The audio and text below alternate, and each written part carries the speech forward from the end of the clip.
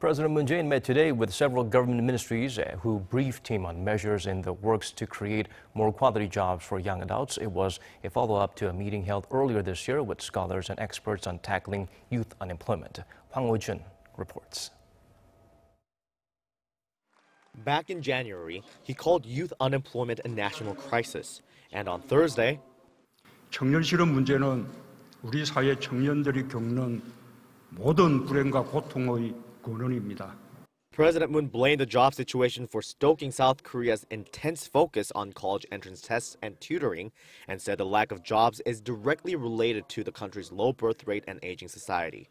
Meeting with the experts, President Moon noted that it's been hard for young adults to find jobs due to the changes in the population structure, referring to the echo boom phenomenon. That is, the influx of the children of baby boomers that were born in the 1980s and 90s.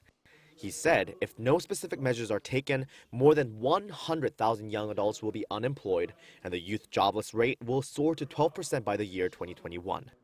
청년 일자리 문제를 일거에 해결하는 요술방망이 같은 대책이 있을 리 없습니다.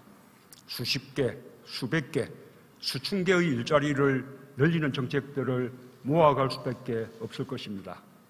He noted that, counterintuitively, small and medium-sized businesses are actually short of workers, and he called for measures to end the younger generation's reluctance to apply to work at smaller firms. Those measures could include closing the pay gap between smaller companies and the big conglomerates, boosting payroll subsidies for small businesses so they can hire more people, and helping young people get work experience at those companies before they go to college.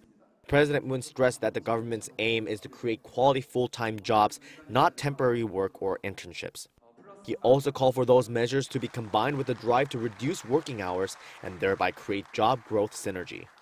And to make sure the government's proposed measures are implemented effectively, President Moon asked for Parliament to consider the possibility of a supplementary budget specifically for the creation of jobs for young people. And if that goes ahead, it will be the second supplementary budget proposed by the Moon administration. Hwang Hojun, Arirang News.